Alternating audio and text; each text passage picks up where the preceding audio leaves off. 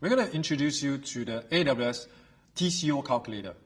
As a start, take a look at the URL which you can access this particular tool from the internet. This tool has a basic as well as an advanced option. We're going to stick with the basic option for now. You can select the currency from a list you see in front of you, and I'm going to select the Singapore dollar. You can compare against on-premises or co-location. In our case, we will select on-premises. And in my region of choice, the Singapore region. And I'm going to be comparing against a general workload.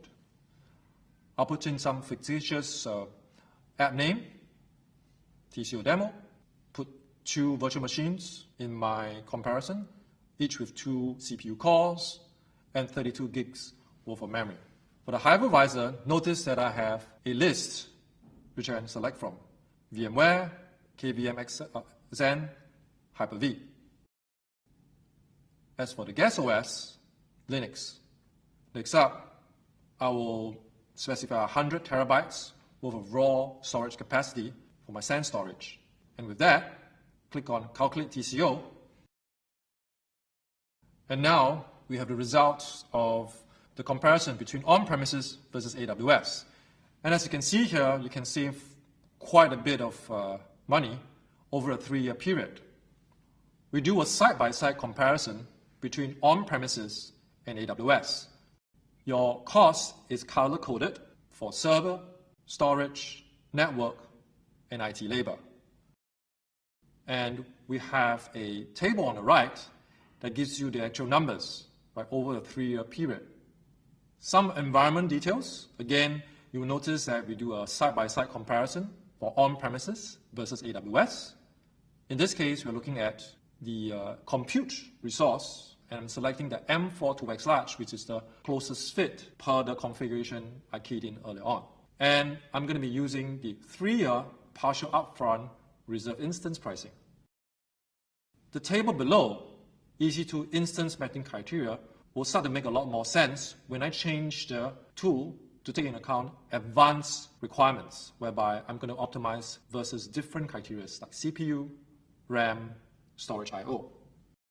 Further down the list, I have a cost breakdown for compute, again, on-premises versus AWS, storage, and networking. Now notice for the AWS side of things, it's 0 because the AWS VPC service is offered at no charge to our customers.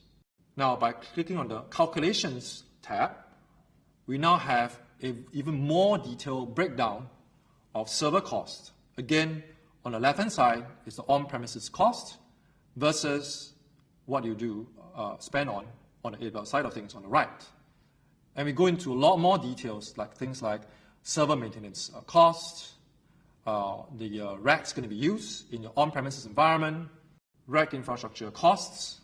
We've included virtualization software costs because of the option that we have selected earlier, which is VMware.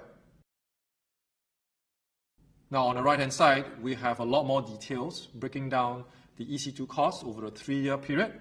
But now you have 2 numbers to compare against: on-demand versus reserve instances. And for reserve instances, we're using the 3-year partial upfront cost. Notice that we also include the AWS business support for these EC2 instances as well. Further down, we are also looking at on-premises storage costs versus that of AWS, and as well as the AWS business support cost for EBS volumes.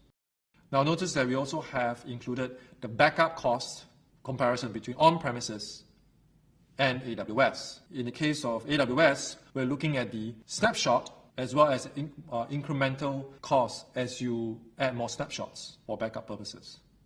And here you see the networking costs on on-premises environment. However, to complete the picture, we also include the cost breakdown for AWS support as well. Now, we can look at how we go about making those comparisons by selecting the Methodology tab. Under the Methodology section, we're looking at the acquisition costs and operational costs on on-premises environment. where we compare server, storage, network, and IT cost. Now, because some of you are actually using co-location environments, the cost structure is somewhat different, and hence that comparison you see. Finally, we have a comparison of AWS overheads side by side with on-premises environment. Right, this table you see in front of you, while we do include the AWS support costs, but that also includes services.